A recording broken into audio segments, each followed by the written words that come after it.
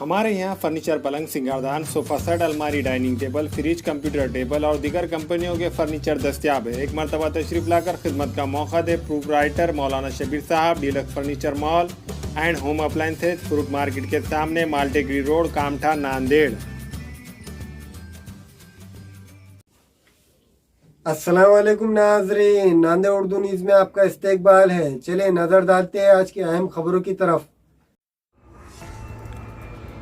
सरकारी अस्पताल की जानिब से कोरोना का अपडेट जारी किया गया है, जिसमें कहा गया है कि जुमला 3,844 नमूनों की कोरोना जांच की गई, जिसमें 1186 पॉजिटिव मरीज पाए गए हैं। पॉजिटिव पाए गए मरीजों में 552 पॉजिटिव का ताल्लुक शहर नांदेड़ से है। ज़िले के सरकारी और खानगी अस्पतालों में ज़ेर इलाज कोरोना पॉजिटिव मरीजों में से 993 मरीज अच्छे होकर डिस्चार्ज कर दिए गए हैं, जबकि ज़िले में जुमला 27 कोरोना पॉजिटिव मरीजों की मौत हो चुकी है। इनमें 9 मरीज ज़िले के मुख्तलिफ तालुकों से ताल्लुक़ रखते हैं। बाकी के मरने वालों का ताल्लुक़ शहर नांदेड़ के मुख्तलिफ इलाक़ों से है। अब तक ज़िले नांदेड़ में कोरोना से 896 मरीजों की मौत हो चुकी है, जहां अब तक 35,642 कोरोना पॉजिटिव मरीज अच्छे हुए हैं, तो अभी 10,891 कोरोना पॉजिटिव एक्टिव मरीज ज़िले के सरकारी और खानगी अस्पतालों में ज़ेर इलाज है। इनमें से 165 पॉजिटिव मरीजों की हालत बेहद ख़राब है। ज़िले नांदेड़ में कोरोना के बढ़ते हुए फैलाव को रोकने के लिए इंतज़ामिया ने 11 दिन का लॉकडाउन लगाया था, जो आज शब 12 बजे ख़त्म हो जाएगा। लेकिन ज़िले में कोरोना पॉजिटिव की तादाद और मरने वालों की तादाद से ये पता चलता है कि लॉकडाउन का असर नहीं हुआ, क्योंकि जिस दिन जांच कम रही पॉजिटिव मरीजों की तादाद कम रही, और जिस दिन जांच ज़्यादा की गई उस दिन पॉजिटिव की तादाद ज़्यादा रही। इंतज़ामिया की जानिब से हर मुमकिन कोशिश की गई, लेकिन शहरियान की जानिब से जिस तरह का ताउन मिलना चाहिए था वो नहीं मिला। वीकेंड लॉकडाउन का हुकूमत की जानिब से ऐलान किया गया है, लेकिन अभी तक तफसीली गाइडलाइन जारी नहीं की गई, जिसको लेकर दुकानदारों और शहरियान में बेचैनी देखी जा रही है। आज मंत्री परिषद की बैठक हुई और कोरोना को रोकने के लिए कुछ महत्वपूर्ण निर्णय लिए गए। महाराष्ट्र में सख्त नियमावली बनाई गई है। कल शाम 8 बजे से वो नियमावली लागू होगी। शाम 8 बजे से सुबह 7 बजे तक महाराष्ट्र में रात का कर्फ्यू लागू रहेगा। बाकी समय में 144 5 से ज़्यादा लोगों पे जमा होने पे पाबंदी रहेगी। सभी मॉल, रेस्टोरेंट, बार्स ये बंद करने का निर्णय लिया गया है। टेक अवे सर्विसेज चालू रहेगी। एसेंशियल सर्विसेज के जो भी वो है वो चालू रहेंगे। सरकारी कार्यालय 50% की क्षमता से चलेंगे। इंडस्ट्री पूरी तरह से चालू रहेगी। वर्कर पे किसी भी प्रकार की पाबंदी नहीं रहेगी। कंस्ट्रक्शन साइट पे जहां वर्करों को रहने की व्यवस्था है वो सारी कंस्ट्रक्शन साइट चालू रहेगी। सरकारी ठेके में जहां लोग काम कर रहे हैं निर्माण का, वो सारे काम चालू रहेंगे। साथ ही साथ जो पूरी तरह से सब्जी मंडी है या जो भी चीज़ें हैं उस पर किसी भी प्रकार का निर्बंध नहीं, लेकिन भीड़ कैसे रुकेगी इसके लिए नियमावली बनाई गई है। साथ ही साथ ये भी निर्णय लिया गया कि शुक्रवार रात 8 बजे से सोमवार सुबह 7 बजे तक ये स्ट्रिक्ट लॉकडाउन वीकेंड में महाराष्ट्र में रहेगा। ये निर्णय लेते समय एक मत से सभी लोगों ने चर्चा करके निर्णय लिया है, और निर्णय लेने से पहले माननीय मुख्यमंत्री महोदय ने विरोधी पक्ष नेता से भी बात की, मनसे के अध्यक्ष राज ठाकरे जी से भी बात की, होटल इंडस्ट्री के लोगों से बात की गई, इंडस्ट्रियलिस्ट लोगों से बात की गई, फिल्म निर्माताओं से बात की गई, और सभी वर्ग से चर्चा करके ये निर्णय लिया गया है। एक महत्व की बात बताने के लिए रह गई कि शूटिंग पे जहाँ भीड़ नहीं होगी कोई प्रतिबंध नहीं रहने वाला, लेकिन थिएटर्स बंद रहने वाले हैं। पार्क 8 बजे के बाद बंद हो जाएंगे। और वीकेंड में एकदम ही सारी चीज़ें बंद की जाएगी एसेंशियल सर्विसेज को छोड़ के, लेकिन ट्रांसपोर्ट व्यवस्था शुरू रहेगी। ना रिक्शा बंद होने वाली है, ना प्राइवेट गाड़ियाँ, ना टैक्सी बंद होगी, ना बस सेवाएं बंद होगी, ना ट्रेन बंद होगी।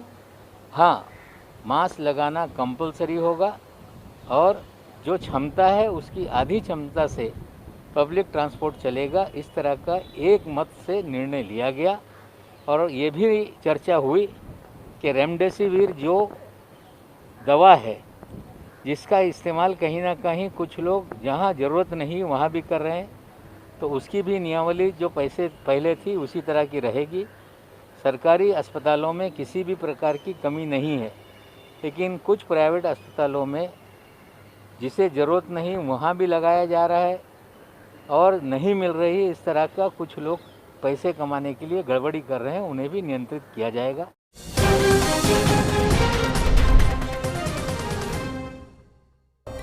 3 अप्रैल को हिंगोली में 24 घंटों के दौरान 213 कोरोना पॉजिटिव मरीज पाए गए।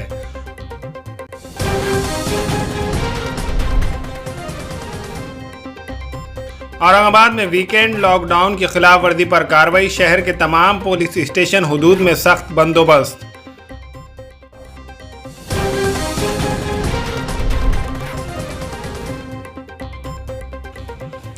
ब्रेक फेल हो जाने से एसटी बस गड्ढे में जा गिरी। हादसे में बस ड्राइवर, खातून कंडक्टर समेत 6 मुसाफिर शदीद जख्मी। इलाज के लिए अहमदनगर और पैटन के दवाखानों में शरीक।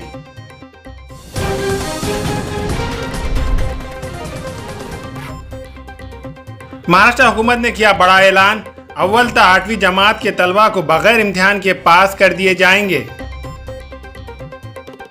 सगळ्यांना माहिती आहे की ज्या तऱ्हेने कोरोनाची रुग्णांची संख्या दिवसेंदिवस वाढत आहे, अशा परिस्थितीमध्ये आज मी आपल्याशी संवाद करत असताना 1ली ते 8वी याचे जे आहे ते वार्षिक मूल्यमापन संदर्भामध्ये मी आज आपल्या सगळ्यांशी बोलणार आहे। मला सांगायला पाहिजे की मधल्या काळामध्ये आपण ऑनलाईन, ऑफलाईन, यूट्यूब, गुगल याच्या माध्यमातून शिक्षण सुरू ठेवलं। खरं तर 1ली ते 8वीमध्ये, 1ली ते 4थीमध्ये आपण शाळा या वर्षभरामध्ये सुरू करू शकलो नाही। 5वी ते 8वीच्या शाळा आपण सुरू केल्या, परंतु काही ठिकाणी शाळा सुरू झाल्या, काही ठिकाणी शाळा सुरू होऊ शकल्या नाहीत आणि ज्या ठिकाणी शाळा सुरू झाल्या त्या ठिकाणी सुद्धा त्यांचं पोषण काय पूर्ण करू शकले नाही। परंतु आपण सातत्यपूर्ण हा प्रयत्न करत होतो की मुलांपर्यंत विविध माध्यमातून शिक्षण पोहोचावं आणि मुलांचं शैक्षणिक नुकसान होऊ नये। परंतु आता कोरोनाची परिस्थिती पाहता आणि मुलांच्या बाबतीमध्ये जे त्यांचं वार्षिक मूल्यमापन आहे त्या संदर्भामध्ये निर्णय घेत असताना आम्ही असा आज शालेय शिक्षण विभागाच्या माध्यमातून निर्णय घेत आहोत की 1ली ते 8वीचे जे विद्यार्थी आहेत आरटीईच्या अंतर्गत म्हणजे शिक्षणाच्या मोफतच्या अधिकाराच्या कायद्याच्या अंतर्गत खरं तर या मुलांचं वर्षभराचं जे आहे ते मूल्यमापन बघितलं पाहिजे, त्यांनी कशा तऱ्हेने अभ्यास केला त्यात त्याचं मूल्यमापन केलं पाहिजे। परंतु यावर्षी जशी परिस्थिती आपण सगळेजण जाणता त्यामुळे हे यावर्षी होणं शक्य नाही आणि म्हणून आम्ही आज शालेय शिक्षण विभागाच्या माध्यमातून निर्णय घेत आहोत की राज्यामध्ये जे विद्यार्थी आहेत, जे 1ली ते 8वीचे विद्यार्थी आहेत, शिक्षण हक्क अधिकाराच्या अंतर्गत जे विद्यार्थी येतात त्या सगळ्या विद्यार्थ्यांना सरसकट जे आहे ते ज्यांचे जे आहे त्यांना पास करून त्यांना पुढच्या वर्गामध्ये पाठवण्यासंदर्भामधला निर्णय हा शालेय शिक्षण विभागाच्या माध्यमातून आम्ही आज घेत आहोत आणि मला या ठिकाणी सांगायला पाहिजे की आपण हे सगळं करत असताना विविध मार्गातून मुलांना शिक्षण देण्याचा प्रयत्न या मधल्या काळामध्ये करण्याचं काम केलं। परंतु आजचा निर्णय हा आम्ही घेत आहोत की 1ली ते 8वीच्या जे विद्यार्थी आहेत, जे आरटीईच्या अंतर्गत आहेत, अशा विद्यार्थ्यांना पुढच्या वर्गामध्ये आपण पाठवण्याचा निर्णय घेतला आहे, त्यांची वर्गोन्नती करण्याचा आपण या ठिकाणी निर्णय घेतला आहे। सगळ्यांचे धन्यवाद।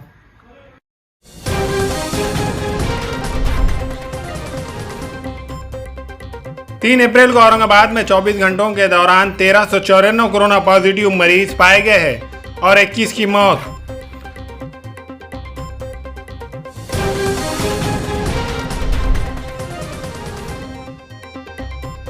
औरंगाबाद शहर में 2 जंबो कोविड केयर सेंटर बनाने का फैसला, 1500 मरीजों के लिए ऑक्सीजन सप्लाई बेड होंगे।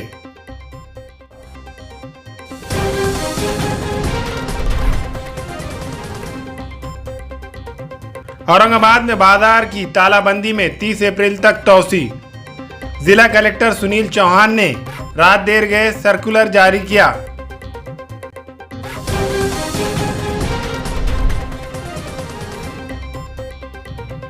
3 अप्रैल को जालना में 24 घंटों के दौरान 565 कोरोना पॉजिटिव मरीज पाए गए हैं और 8 की मौत।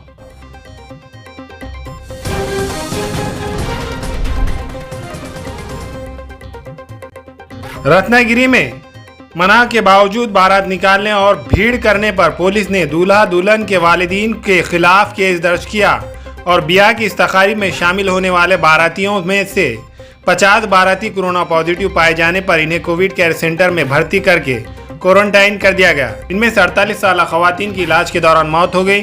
पुलिस ने वो घोड़ा भी जब्त कर लिया जिस पर दूल्हा सवार था। बैंड बाजा टीम के खिलाफ भी केस दर्ज करके कार्रवाई की गई। बारात में बिना मास्क के शरीक होने वालों से जुर्माना वसूल किया गया।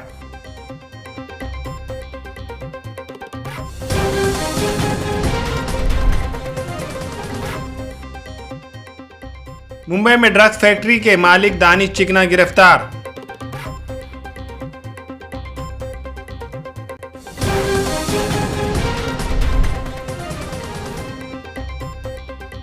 तीन अप्रैल को परभनी में 24 घंटों के दौरान 527 कोरोना पॉजिटिव मरीज पाए गए हैं और 6 की मौत। 270 मरीज सेहतियाब होकर मकाना लौट चुके हैं।